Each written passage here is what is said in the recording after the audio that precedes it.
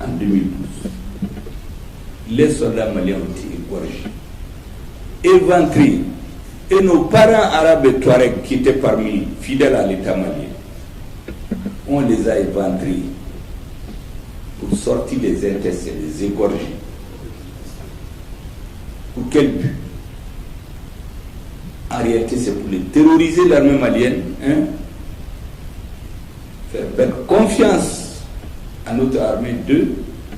Et troisièmement, un message aux Arabes et aux Touaregs. Sinon, celui qui est mort, comme disent nos parents ivoiriens, Cabri mort là, il n'a pas peur de frigo ni de feu. Vous les avez déjà tués. Pourquoi vous allez les éventrer ou les égorger?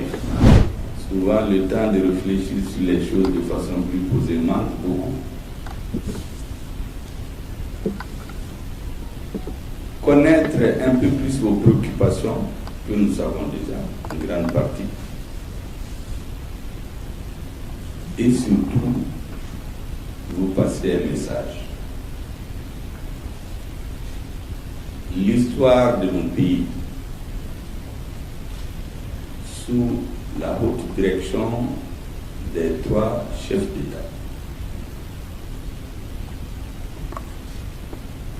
a pris l'ascenseur, j'allais dire,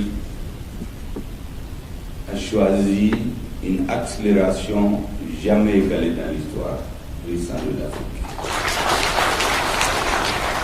Vous savez que les peuples ont toujours souhaité être ensemble.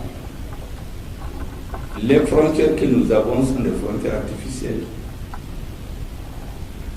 Ceux qui ont des parents anciens combattants savent très bien que de l'armée coloniale, ce qu'on appelle abusivement les tirailleurs sénégalais, autrement dit les Africains noirs de l'Afrique de l'Ouest, leur langue de travail c'était le doula pratiquement. Parce qu'en réalité, les vrais combattants, les hommes les plus braves, ils venaient du Sahel, de la Haute-Volta en son temps, du Niger et du Mali. Ces hommes et ces femmes ont toujours souhaité être ensemble. Les contingences politiques ont souvent amené à des considérations loin des préoccupations des peuples. Aujourd'hui, un heureux concours de l'histoire, survenu à la suite des malheureux concours de ce qu'on appelle abusivement la lutte contre le terrorisme, ce heureux concours a fait que des dirigeants ont émergé de ces 3 peuples pour les conduire. Nous sommes convaincus, nous souhaitons vers des lendemains meilleurs. Ces lendemains reposeront essentiellement sur l'affirmation de la personnalité de leur peuple, de la souveraineté de leur État sur l'ensemble de leur territoire national, du respect strict de la forme républicaine et laïque de nos États. Nous avons donc des présidents qui se sont donné la main. Aujourd'hui, ce qu'ils attendent, c'est un soutien inconditionnel à toute épreuve, pour que même s'il leur arrive par circonstances historiques d'hésiter, la force et l'engagement du peuple va les pousser à aller de l'avant, au-delà des limites prévues. Vous savez, dans nos 3 pays, les régimes sont survenus par la suite d'un calcul longtemps mûri par ceux qui sont au pouvoir. Pour la plupart du temps, ils n'avaient jamais pensé arriver au pouvoir. Mais les souffrances des populations sous le couvert de la lutte contre le terrorisme. Donc l'insécurité est à la base de la survenue des gouvernements de transition dans nos trois pays. Et aujourd'hui, la claire conscience que ces hommes ont, qui sont tous des hommes qui ont fait le terrain, ont commandé sur le terrain, c'est que sans l'affirmation totale de la souveraineté de nos États, l'affirmation de leur indépendance totale vis-à-vis de certains donneurs de leçons, nos peuples ne pourront pas aller de là. Une fois ces données acceptées par tout le monde, donc la ligne est tracée. Tout le reste, nous comptons beaucoup sur votre engagement, sur vos conseils, sur vos idées, sur vos orientations pour aider les gouvernements à résister. Parce que l'AES n'est pas du goût de tout le monde. Tout n'est pas de tous.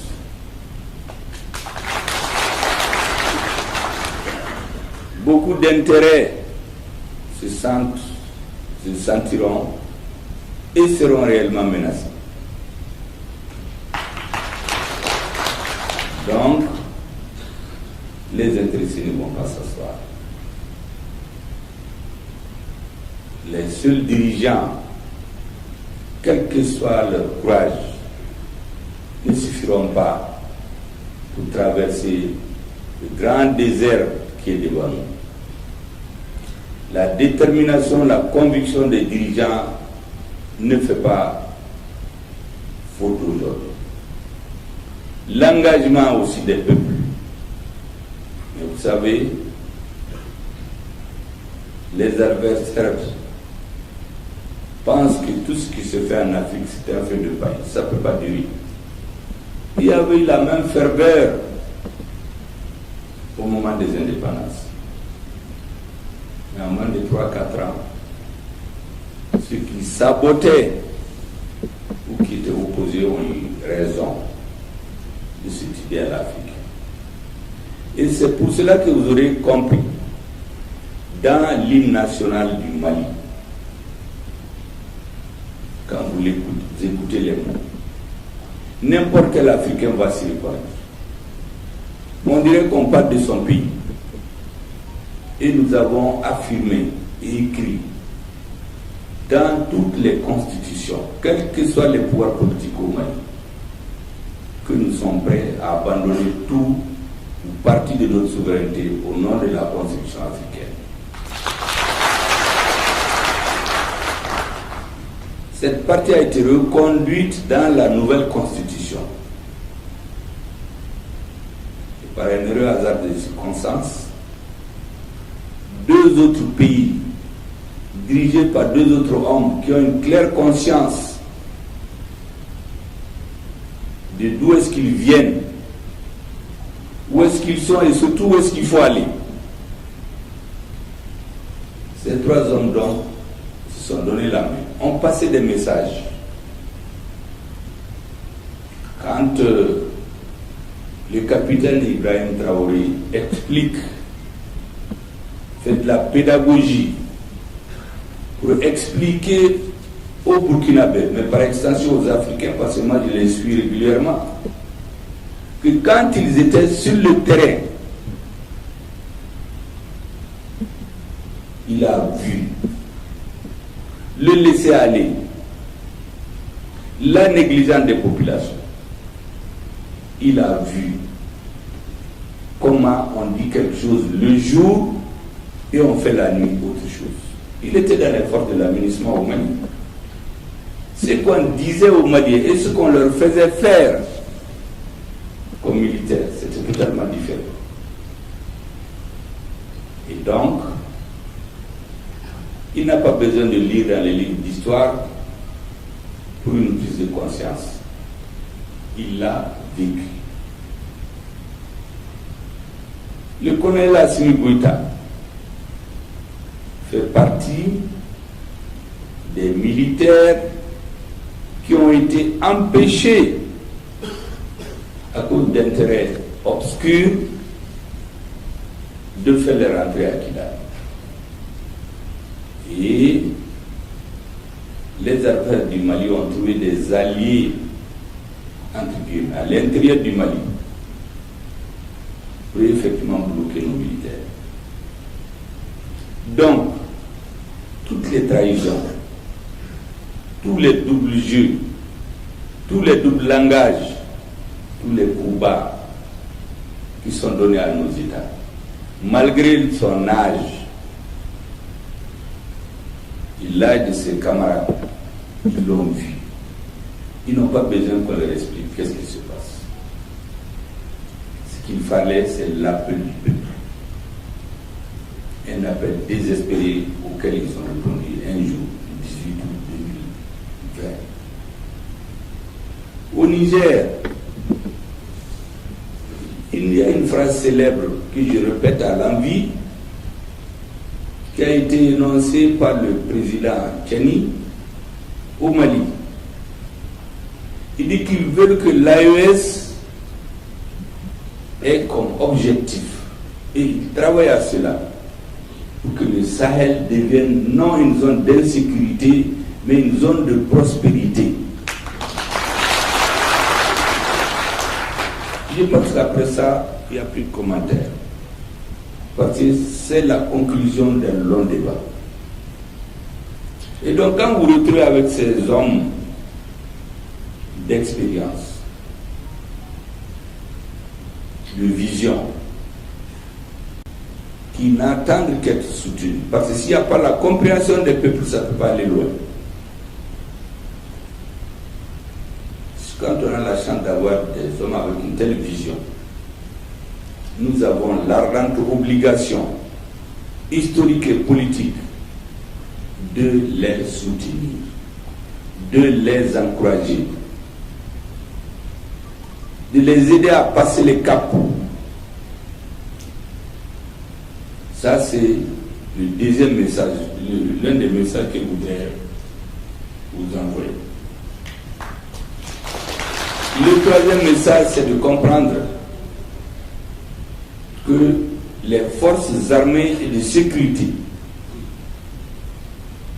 de nos trois pays, ce sont elles en réalité qui ont payé, qui payent, qui paieront toujours le coût le plus élevé pour la restauration de notre honneur et de notre dignité. Au Mali, dans les différents discours, je les appelle, pour ceux qui comprennent le douleur, les monnaies bodées. Vous avez en français, je ne sais pas comment on va dire, vous avez la douleur à l'intérieur qui vous ronge, et vous trouvez un docteur qui vous aide à sortir cette douleur et la soigner. En cela, on vous restitue votre santé et l'espoir. Elles ont donné à notre peuple le sentiment de fierté, le sentiment de pouvoir se prendre en charge, mais surtout la confiance. Et avec la confiance, nos peuples peuvent tout faire. Avec la confiance, on peut soulever des montagnes. Vous savez, c'est un grand pays. C'est qu'ils apprennent à leurs enfants dès qu'ils sont petits. On leur met dans le cerveau, on leur fait croire qu'ils sont les meilleurs au monde. Quand vous voyez un jeune Américain, il va tout de suite te dire qu'ils sont les meilleurs au monde. On les cultive depuis l'enfance. On veut leur donner la confiance. Et si nos peuples ont confiance, rien ne leur est impossible. Donc, gratitude éternelle à nos forces armées de sécurité, dans nos différents. Ce qui s'est passé récemment au Burkina Faso, c'était pour en finir avec que le pouvoir en place. Une horde de plusieurs centaines de terroristes venus détruire une ville, un village, pour déstabiliser les autorités et faire perdre la confiance des populations dans leurs forces armées. Et c'était l'objectif recherché. Ils ont échoué lamentablement. Le Mali a pris Kidal. Tous les Africains sont sentis soulagés. Comme par hasard, ceux qui nous imposent tout le temps des sanctions n'en ont pas parlé. Ils n'ont rien vu, ils n'ont rien entendu et ils n'ont rien écouté. Ils ont fait un sommet, personne n'a parlé de la prise de Kidal. Or, notre armée a pris Anéfis. Anéfis, depuis 2012, a échappé à l'autorité de l'État. A pris Kidal, qui était un vrai bunker préparé par la communauté internationale et les terroristes. Au point que quand nous donnons rendez-vous à l'aménagement à 8h, on vient nous dire qu'ils sont partis depuis 4 heures. Au motif qu'il y a l'insécurité. Mais ils sont venus pour sécuriser les Maliens. Si vous ne pouvez pas vous sécuriser, vous allez sécuriser qui? Mais nous avons compris le jeu. En réalité, toutes les armes blindées, beaucoup d'armes dangereuses qu'ils avaient, ils avaient transmis ça aux terroristes. Et récemment, notre armée a bousillé beaucoup. Des blindés transmis aux terroristes. Et nous avons surtout pris Aguelhok. C'est là que l'armée malienne a été atteinte dans son honneur et sa dignité en 2012.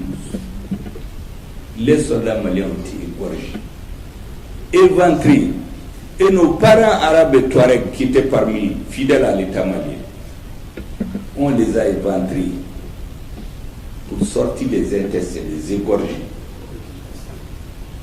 Pour quel but? En réalité, c'est pour les terroriser, l'armée malienne, faire perdre confiance à notre armée, 2. Et troisièmement, un message aux Arabes et aux Touaregs. Sinon, celui qui est mort, comme disent nos parents ivoiriens, Cabri mort là, il n'a pas peur de frigo ni de feu. Vous les avez déjà tués. Pourquoi vous allez les éventrer ou les égorger? Les Arabes et les Touaregs. En 2012. Et notre armée vient de prendre Aguelhok.